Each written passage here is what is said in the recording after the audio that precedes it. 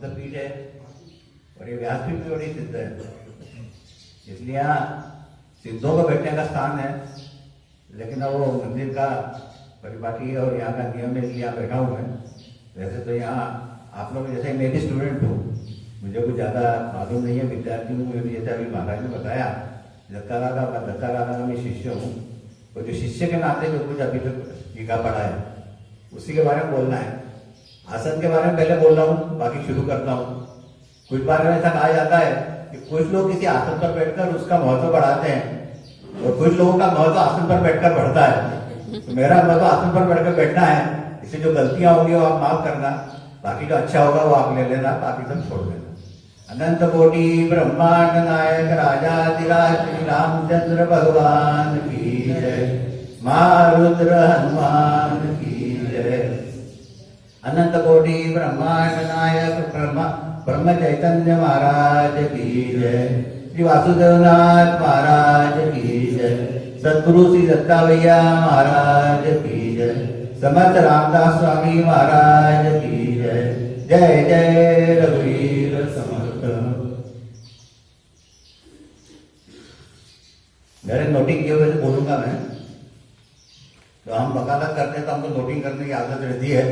अगर हम फाइल लेके जाएंगे तो जैसा कोर्ट में ही नहीं घुसने देते, तो कभी कई बात फाइल भूल जाते हैं तो दूसरे की फाइल लेना पड़ती है, उसमें तो सामने रखना पड़ती है दिखाने को।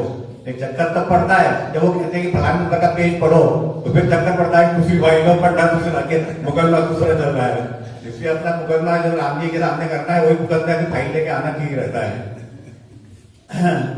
श्री रामचंद्र करुणा समुद्रा ध्यातो तुरी राजस योग मुद्रा, नेत्री नयेरे तुदवीन निद्रा, के वेद शिवा मदला सुभद्रा, गुरु ब्रह्मा गुरु विष्णु गुरुदेवो महेश्वरा, गुरु साक्षात् परब्रह्म तस्मै श्री गुरुवे नमः।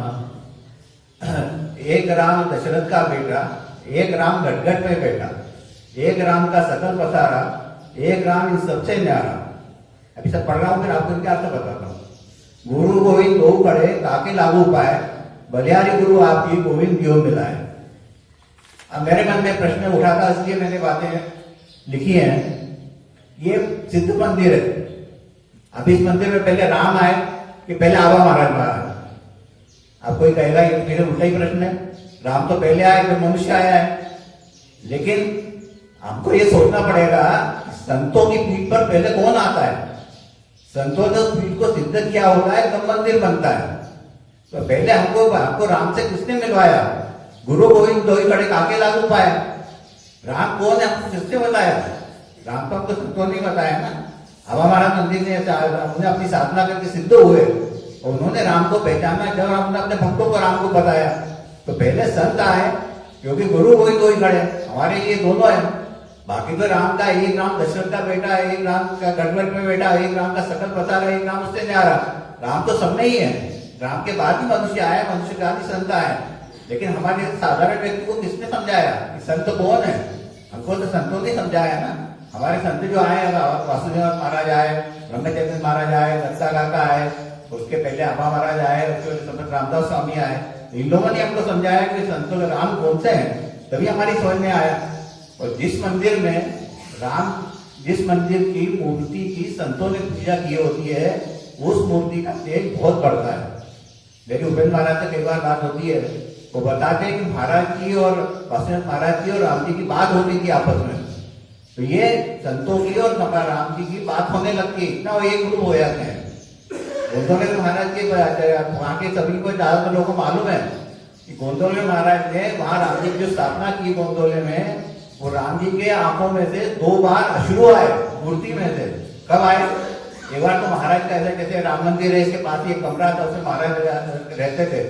महाराज को बुखार चढ़ा और महाराज जोरों से आवाज निकल रही थी, तो वहां महाराज राम जी की आंखों में से अश्रु आए। पुजारी ने आके कहा महाराज राम जी की आंखों में से अश्रु आ रहे हैं। तो महाराज ने फिर वो अपना पीताम्बर पहना, आके देखा तो अश्रु आ रहे थे। तो उन्होंने लेकिन बड़प्पन नहीं किया अपनी तरफ। महाराज ने क्या कहा, अरे पुजारी को बुलाया, उससे कहा अरे तुम चंदन जो लगाते हो बहुत गीला लगाते हो, उसमें पानी उस तरह से निकल रहा है। महाराज ने अपने पटपन नहीं लिया, मेरे से राम जी के आंसू आ रहे हैं। दूसरा किस्सा ऐसा है कि महाराज अक्सर नेमिषारण्य वगैरह में चले आते थे साधना करने, तो नेमिषारण्य में जानने लगे महाराज, तो फिर आंसू आने लगे राम जी के हाथों से। तो पुजारी पीछे दौड़ते हुए आया, महाराज सामने बैठ के जा रहे थे, तो उसने पुजारी ने कहा कि महाराज राम जी क्या है, तो अश्रु आ रहे हैं। तो महाराज रोक कर आए, उन्होंने देखा और फिर राम जी से कहा कि आपकी इच्छा नहीं हो कि मैं यहाँ से जाऊँ, तो अब मैं नहीं जाऊँगा। तो ऐसा जिस मूर्ति की पूजा संतों ने की होती है उसमें बहुत तेज पड़ता है। तो ये मेरा बताने का मतलब है कि यहाँ मूर्ति की स्थापना यहाँ के संतों ने की, इस संतों में उन्होंने इनकी पूजा की, पूजा करने से उसमें तेज बढ़ा। आज उनका तेज जो वहां उन्होंने रखा है, गोंदवले महाराज ने कहा है कि गोंदवले में मैंने इतना नामधन रखा है कि उसके ब्याज में ही भक्त तर जाएंगे, मतलब मूल को तो हाथ लगाने की जरूरत ही नहीं है। ऐसे इस मंदिर में जो संतों ने अपना राम नाम रखा है, राम का धन रखा है नाम का, उसकी वजह से आज जो हमारे की पुण्य की वजह से इतने सालों साल ये मठ इतना चल रहा है, सिद्ध मठ चल रहा है। तो इसमें मठ में जो सिद्धता है या जो पवित्रता है, वो जो संतों ने साधना की, साधना से सिद्धि बढ़ती है और मूर्ति में तेज आता है। तो इसलिए हमारे ये जैसे यहाँ पर आके बैठने का जो मैंने कहा, ये हमारा स्थान यहाँ पर सिद्ध लोगों का बैठने का स्थान है, सिद्ध लोगों को बताने की बातें हैं। लेकिन मैं तो एक अपने आप जैसे साधक होने के नाते जो मुझे समझ आई वो बातें आपके सामने रख रहा हूँ। महाराज से एक बात और ने कही कि महाराज आपने तो इतने कष्ट किए तो आप सिद्ध हुए, हमसे तो इतना कष्ट हो नहीं सकती, इतनी साधना हमारी हो नहीं सकती।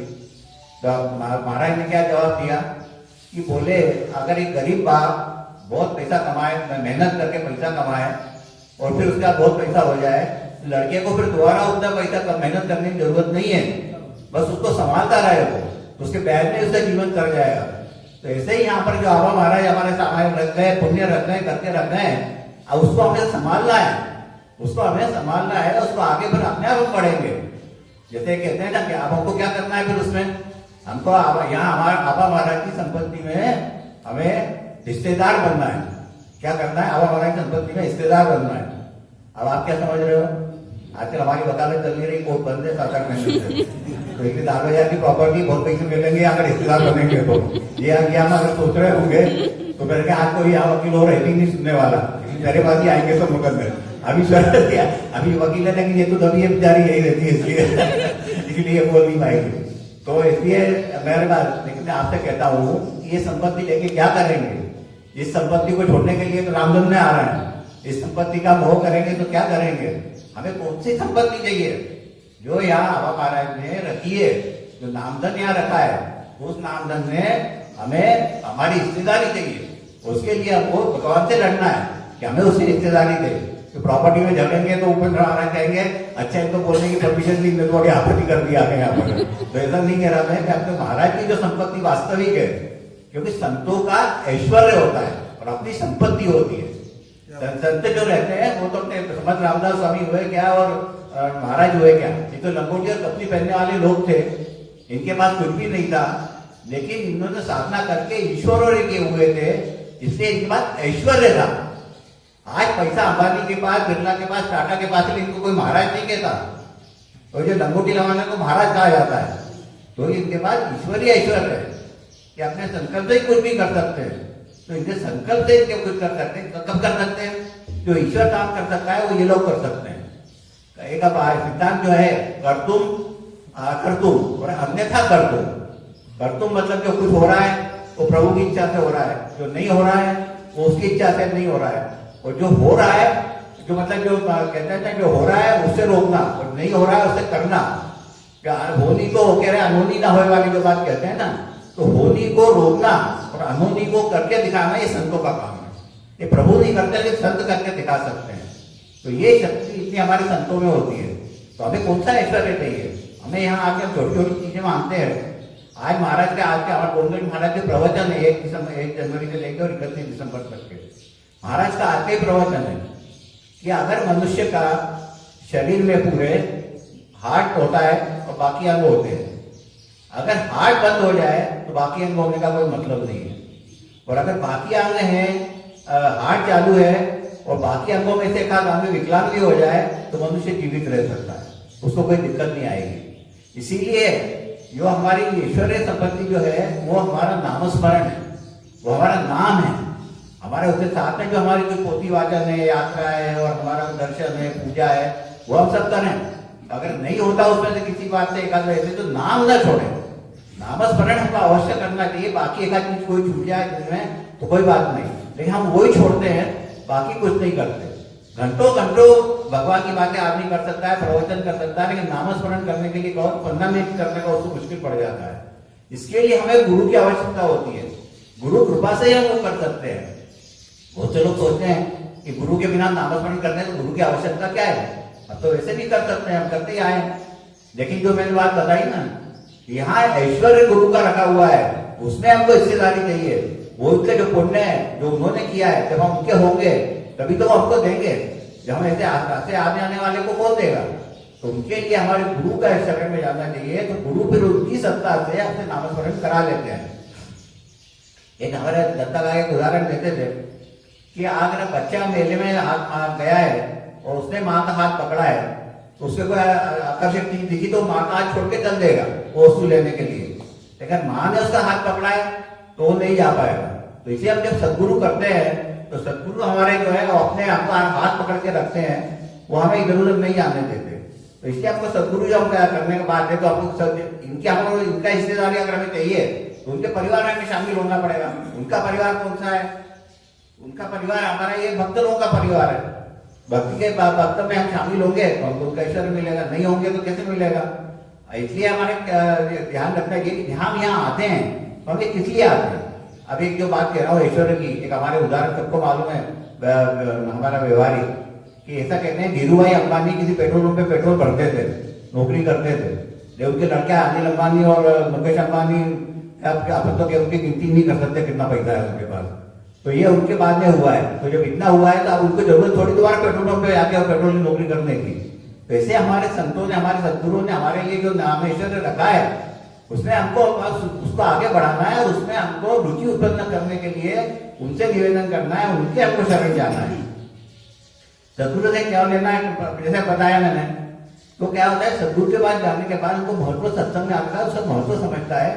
हमारे यहाँ अब आप कहेंगे कि आप तो वासुदेव महाराज नहीं है, दत्ता काका नहीं है, महाराज नहीं है, समर्थ रामदास स्वामी नहीं है, लेकिन इनकी जो समाधियां हैं, इनकी चरण पादुका है, उनमें भी वही शक्ति होती है जो शक्ति उनके साथ स्वयं रहने के बाद होती है। और ऐसा कहा गया गुरु के बारे में, ऐसा कहा जाता है कि तीन प्रकार के गुरु मैंने पढ़े ऐसे होते हैं, बताए गए हैं।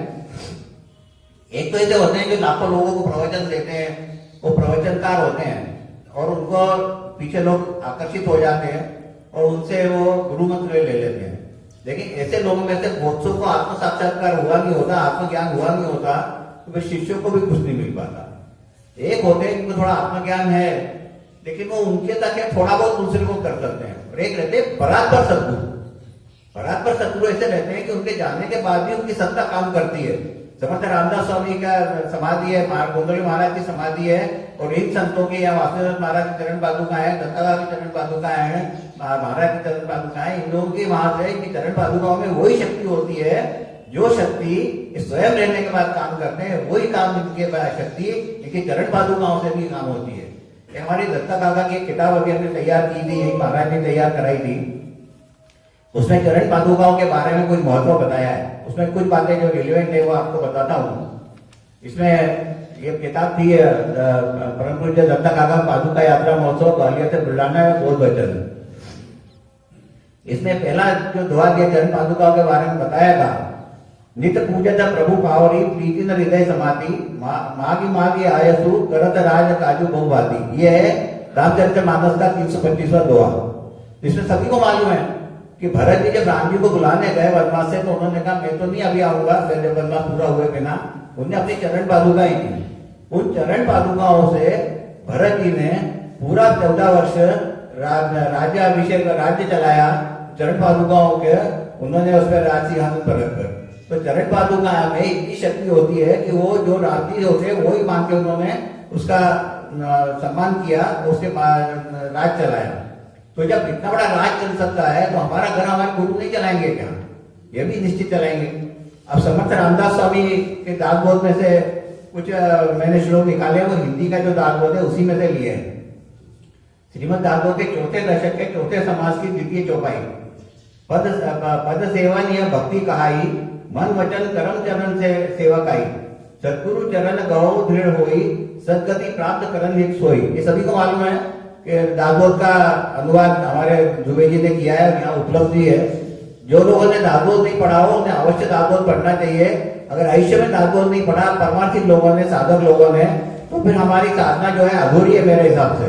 क्योंकि वो हमारा ग्रंथ जो है, हमारी जो यूनिवर्सिटी है समर्थ रामदास स्वामी की, हमारे गोंदल महाराज है वही पढ़ते दासबोध, तो हमारी जो यूनिवर्सिटी है उसका मुख्य ग्रंथ वो दासबोध ही है।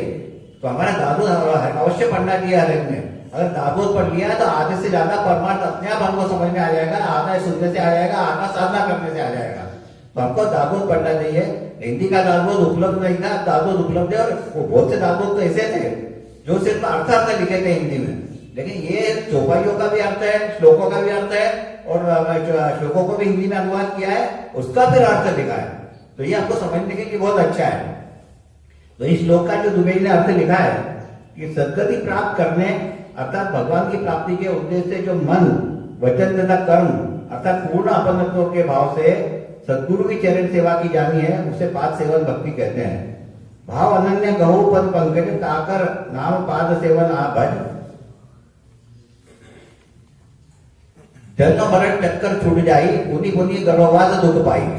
जन्म मरण का चक्कर बार बार संसार में आना जाना से हमेशा हमेशा के लिए छुटकारा पाने के लिए अनन्य भाव से सिर्फ सदगुरु के चरणों के पकड़ लिया जाए, इसी को नाम पाद सेवन भक्ति कहते हैं। तो हम यहाँ किस लिए आ रहे हैं? हम यहाँ गृहस्थी के लेने आ रहे हैं, सकाम उपासना के लिए आ रहे हैं, या हमको इन सब बातों से मुक्ति चाहिए इसलिए आ रहे हैं? अगर मुक्ति चाहिए वो कहते हैं तो बार बार संसार में आने जाने से अगर मुक्ति चाहिए तो सदगुरु के चरण पकड़ना है। सदगुरु के चरण पकड़े बिना हमको नाम का महत्व नहीं समझेगा। नाम का महत्व नहीं समझेगा जब तक हम आगे नहीं बढ़ पाएंगे। और नाम का महत्व समझने के लिए सत्संग है। ये हमारे जो ये है आज हम आए यहाँ पर हमारी रामधुन जो है हमारी, वो किस लिए है? ये हमारी क्या होता है, सभाएं अलग अलग होती हैं। एक आध्यात्मिक सभा होती है, एक सामाजिक सभा होती है। हमारी ये आध्यात्मिक सभा है, सामाजिक और राजनीतिक सभा नहीं है। हम यहाँ अपना एंटरटेनमेंट के लिए नहीं आते। क्या होता है, हमारी एक तो होती है अवस्था और एक होती है व्यवस्था। व्यवस्था और अवस्था का भाई है कि एक व्यवस्था रहती है, व्यवस्था हमारे देह से संबंधित है कि पहले यहाँ फर्श बिछता था, चद्दर बिछती थी, उस पर बैठते थे, ठंडा थोड़ा कम लगता था। आजकल सर्दी ज्यादा दिनों दिन बढ़ रही है, तो ये व्यवस्था है, ये हमारी व्यवस्था है। लेकिन यहाँ आने के बाद व्यवस्था नहीं देखना हमको, यहाँ आने का अवस्था देखना है कि हमारी अंदर अवस्था अंदर की है कि हमारी अवस्था क्या बदल रही है। रामधुन में इतने सालों से आ रहा है, हमारी अवस्था क्या बदल रही है। हम इतने सालों से उपासना केंद्र में हमारे जा रहे हैं, जो पवन भैया जी क्या होता है, हमारी अवस्था क्या बदल रही है। हमारी साधना करने से हमारी अवस्था बदलना चाहिए।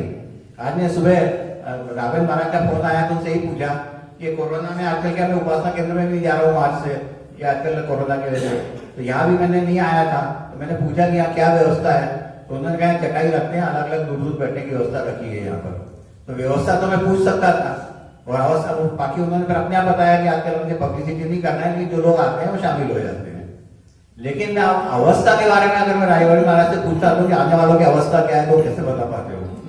अवस्था तो अपने को ही समझना है कि हमारी अवस्था कहाँ है और हम किस स्टेज तक पहुंचे हैं। तो इसलिए हमारे जब तक हम ये जो बातें हम यहाँ सुनते हैं, ये एंटरटेनमेंट सेंटर नहीं है।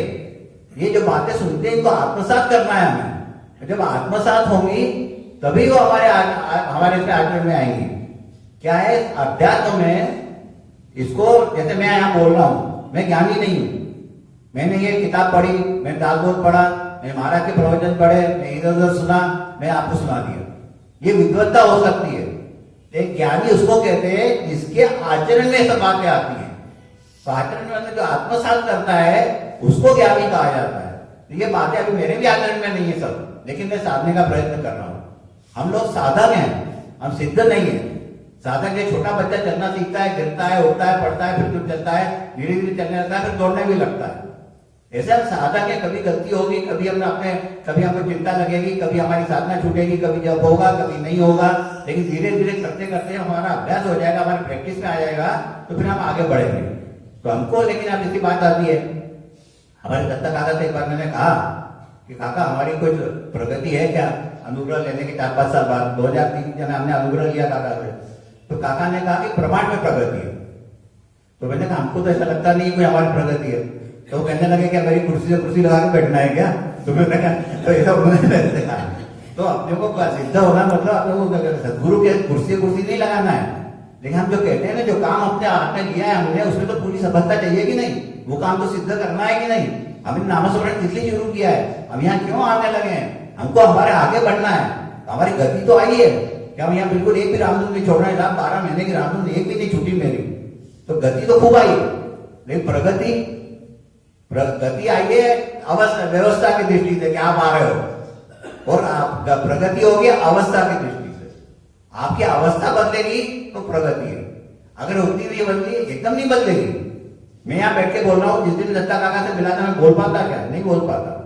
आज मैं धीरे धीरे करके आया, जो मेरी जैसे अपने प्रयत्न किया तो यहाँ तक आया, तो यहाँ तक आया, आगे भी अपन जा सकते हैं, लेकिन अपने को रुकना नहीं है, उसमें गुरु का आशीर्वाद चाहिए। गुरु के आशीर्वाद के बिना कुछ भी नहीं हो सकता। गुरु का आशीर्वाद के बिना एक शब्द अपन नहीं बोल सकते, गुरु के आशीर्वाद के बिना हमारी साधना भी नहीं हो सकती। महाराज के प्रवचन में उनके शिष्य ने एक जगह बैठ के 3 साल साधना की। महाराज वहां से निकले तो उसने बड़े अहंकार से कहा कि महाराज मैं एक भी जगह बैठकर 3 साल से मैंने जब किया साधना की है। तो महाराज ने कहा बस ठीक है, फिर अब तो इतना तुम्हारा हो गया, आप 24 घंटे और बैठो, अब इसके बाद जरूरत नहीं। वो 24 घंटे बैठ नहीं पाया, उसके कहीं पैरों में जलन होने लगी, तो कहीं झिंझिनी आने लगी, तो कहीं कुछ होने लगा। तब उसने महाराज ने कहा ये सदगुरु कृपा से होता है, लेकिन आप ये प्राप्त कहेंगे फिर महाराज की इच्छा होगी तो हमसे करा लेने, तो नहीं कराए, हमारी क्या गलती है? ये प्रयत्न तो अपने को करना पड़ेगा ना। महाराज के जो है कि हाथ की सुबह गुरु था यत्न कसून करेंगे, जैसे दे न दे रावा तुझी इच्छा, तो प्रयत्न तो हमको ही करना पड़ेगा, प्रयत्न के बिना हम आगे नहीं बढ़ेंगे। और ये सब क्यों करना है? ये जो मैंने अभी गुरु के बारे में बताया, दासबोध का भाई इसमें इसी समाज का मतलब 22 श्लोक है। ज्ञान रहित नर कर्म जो करई, अधिक अधिक बहु बंधन फसई, यही शास्त्र कह दिया गाई, गौ चरण गुरु कमल वेड़ाई। बिना सत्ज्ञान के अर्थात बिना ब्रह्म ज्ञान हुए मनुष्य जो जो कर्म करता है वे उसे बंधक कारक होने के कारण वो उतना ही पुनः पुनः जन्म मरण के बंधन में फंसता जाता है। इसलिए शास्त्रों में यह बात बार बार कही गई है, इसलिए सदगुरु देव के चरण कमलों की दृढ़ता से पकड़ लेना चाहिए, सदगुरु की शरण में जाकर उनसे ज्ञान दृष्टि प्रदान करने की प्रार्थना करना चाहिए। तो हमको ज्ञान दृष्टि मतलब क्या होता है कि हमारी ये दृष्टि जो है, हमको लगता है कि हम तो पढ़ लेते हैं, हमको तो दृष्टि है, और कौन सी दृष्टि चाहिए? तो साइंस के लिए तो ये दृष्टि काम आती है। इतने बड़े साइंटिस्ट, कितना भी बड़ा साइंटिस्ट हो, कितनी भी अच्छी दूरबीनें हो, कितने भी अच्छे ग्रहण हो, लेकिन अगर अंधा हो तो देख पाएगा क्या? नहीं देख पाएगा, उसको आंखें चाहिए। तो ये जो भौतिक चीजें हैं जो पंचमहाभूतों से बनी हुई हैं, इनको देखने की दिव्य दृष्टि का महत्व है, ये ऊपर की दृष्टि का महत्व नहीं है। साइंस में ये ऊपर की दृष्टि का महत्व है। ये भौतिक चीजें देख सकती है हमारे ऊपर की आंखें, लेकिन अंदर की बातें नहीं देख सकती। और फिर हमें जाना कहाँ है? हमें यहाँ हम आते हैं, अच्छी बात है, लेकिन यहाँ आके क्या करना है? यहाँ आके हमारा अध्यात्म पूरा हो गया, हमको राम के दर्शन नहीं होने वाले। यहाँ आके ये बातें यहाँ हो रही हैं, इनको हमको चिंतन मनन करना है। तो जब चिंतन मनन करके जब आत्मसात करेंगे तो फिर हमको लगेगा यहाँ आने का हमको लाभ हो रहा है, अब हम अंदर उतर रहे हैं। कि हमारे बहिर्मुख जो जाएंगे तो जितना देह से हम बाहर पूजा कर सकते हैं, देह से हम बाहर से सुन सकते हैं, देह से हम बाहर से कर सकते हैं, लेकिन भगवान तो अंदर है ना। एक राम दशरथ का बेटा, एक राम गटगट में बैठा, और एक राम का सकल पसारा, और एक राम इस सबसे प्यारा। तो हमको गटगट का जो राम बैठा है वहां हमको जाना है। अभी मैं टीवी पे सुनता रहता हूँ अक्सर, तो कभी गीता के 7वें अध्याय पर एक प्रवचन आ रहे थे, एक पंडित जी, उनके बहुत अच्छा बोल रहे थे वो। उसके बाद फिर मैं थोड़ा मैंने पढ़ने की कोशिश की, इसमें थोड़ा और समझ में आ जाए।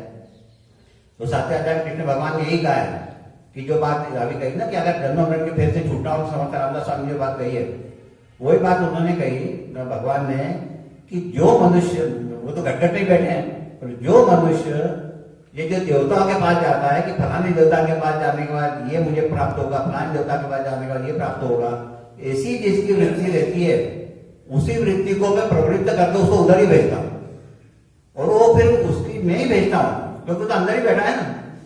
और फिर उसके बाद भेजने के बाद उस देवता के रूप में मैं ही उसको फल देता हूँ, करता नहीं हूँ सब कुछ। लेकिन ये हो गई सकाम साधना। लेकिन उन्होंने कहा जो सकाम नहीं होता, जो सिर्फ मुझे बचता है, उसको मैं मेरी तरफ लेता हूँ। जो मेरा अब उसके अगर कर्म बंधन, जैसे मेरे बात आई थी कर्म बंधन छूट जाने वाली श्लोक में, तो जिसके कर्म बंधन अभी बाकी है, पुराने हमारे प्रारब्ध हमारे पिछले कई जन्मों का संचित रहता है, जो हमने कर्म किए उनका संचित रहता है, और संचित के बाद कितने कितने जितना हमारा संचित रहता है, उस संचित में से जो हमारे कर्म फल देने के लिए पक जाते हैं, वो हमारे जन्मों में प्रारब्ध बन के आते हैं। जैसे गेहूं की फसल वही 4 महीने में फल आ जाता है, आम का बिया हुआ 5 साल बाद आता है। तो हमारे जो पुराने संचित हैं कई जन्मों के, वो संचितों में से जो फल देने के लिए जो पक गए हैं, वो अभी हमारे जन्म में हम लेके प्रारब्ध हमारा आते हैं, तो वो हमारा कर्म बंधन होता है। तो कर्म बंधन तो हमारे हो गया, मतलब हम जो करके आए थे वो हमको भोगना है। उसमें सिर्फ भोगना मतलब सिर्फ दुखी नहीं होता, तो सुख भी होता है। तो कृष्ण भगवान ये कहते हैं जो मुझे बचता है उसको मैं भक्ति, अगर कर्म बंधन नहीं छूटे तो मैं भक्ति देता हूँ कि भक्ति के मार्ग पर चले। तो जिससे कर्म बंधन पूरे हो गए हैं उसको मैं मुक्ति देता हूँ। तो ये काम कौन सिर्फ भगवान ही कर सकते हैं। और एक मैंने बाबा बिलसर हमारे महाराज के शिष्य थे, उनकी किताब में पढ़ा है कि इस व्यक्ति का नामस्मरण अधिक से अधिक होते होते नीचे अंदर वाणी, आपको मालूम ही होगी सबको कि हमारी 4 वाणियां हैं।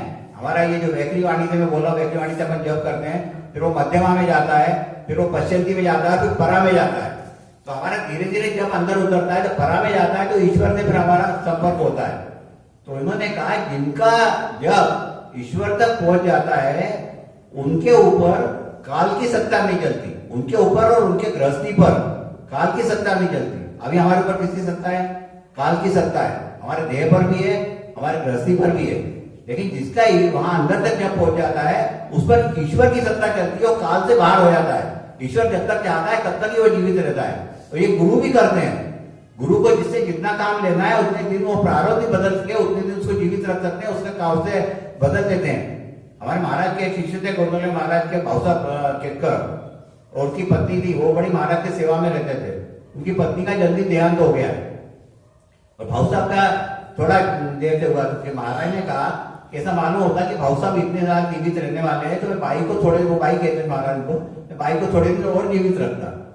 तो उन्होंने कहा महाराज जब आपको ये मालूम, भाई को आप जीवित रख सकते थे, तो भाऊ साहब कब जाने वाले ये भी आपको मालूम होगा। बोले भाऊ साहब का बोले इतनी आयु नहीं थी, लेकिन तो समाधान में रहे थे उनकी आयु बढ़ गई। तो ये जो संतों के भरोसे रहे ना, उनको कुछ भी हो जाए, जैसे राम जी के सामने आएंगे तो महाराज जी कहेंगे, हनुमान जी के सामने आएंगे तो महाराज जी कहेंगे। सदगुरु के प्रति इतना उनका समर्पण भाव था। तो सदगुरु के प्रति इतना समर्पण भाव था जब भी वो आगे बढ़े।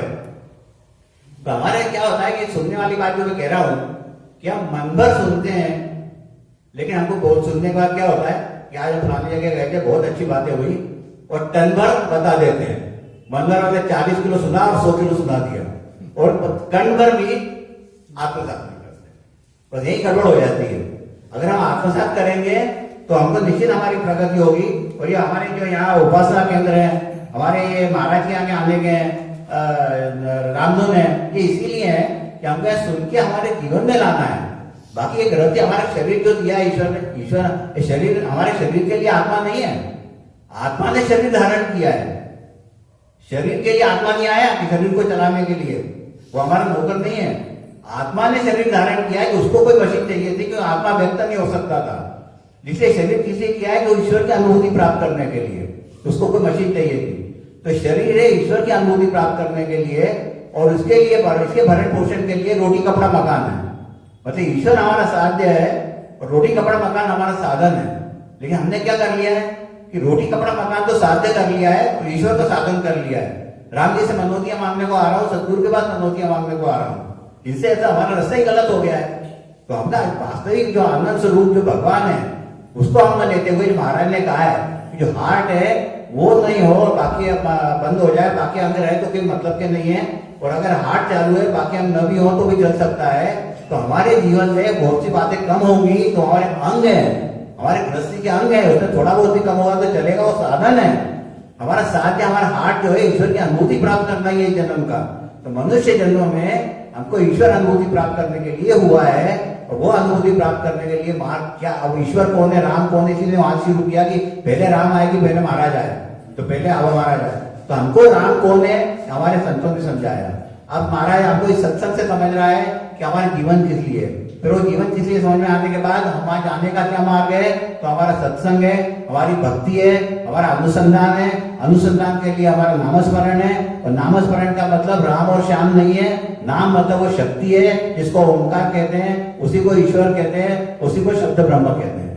तो नाम जो है, नाम मतलब ये राम नाम नहीं है। नाम मतलब ये एनेमी नेम नहीं है, ये एनेम है, ये नाम है। जो मराठी के प्रवचनों में नाम ही शब्द आता है, नाव नहीं आता। तो नाम मतलब ये नाम शक्ति है, जो ईश्वर की सगुण शक्ति, जो निर्गुण से सगुण निराकार शक्ति है, उसका शब्द नाम है। तो राम का भी स्वरूप नाम है, और नाम का रूप राम है। वो जो राम का स्वरूप है, जो महाराज का स्वरूप है, जो दत्ता का स्वरूप है, वही हम सब लोगों का स्वरूप है। कि हमारे भी अंदर वही शक्ति है, वही राम घट में बैठा है। तो उसको हम पहचान नहीं पा रहे, क्योंकि शक्ति के हमारे शरीर का और एक रस्सी का उसके ऊपर आवरण आ गया है। वो आवरण कैसे टूटेगा? इस बल्ब पे अगर 4 रुमाल लगा दिए तो प्रकाश कम होगा।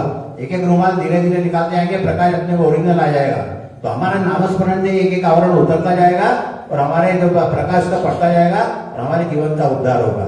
यही संत लोगों को समझाते हैं, यही हमको ध्यान रखना है। उसीलिए सत्संग में आना है, हमारी व्यवस्था की तरफ ध्यान नहीं देना है कि यहाँ अब हमारे बैठने की आज व्यवस्था नहीं थी, लाइट नहीं थी, पंखा नहीं था। हमारा अवस्था बदलना चाहिए। इसके लिए आना है कि एक रामदूत दत्ता का कहते थे कि एक उपासना से दूसरी उपासना तक हमारी प्रगति क्या हुई है, खुद अपना असेसमेंट करो। तो ऐसे ही एक रामदूत से दूसरे रामदूत तक हमारी क्या प्रगति होती है, अपने को असेसमेंट करना पड़ेगा। कोई दूसरा नहीं कर पाएगा कि मेरी प्रगति क्या। सद्गुरुनाथ महाराज।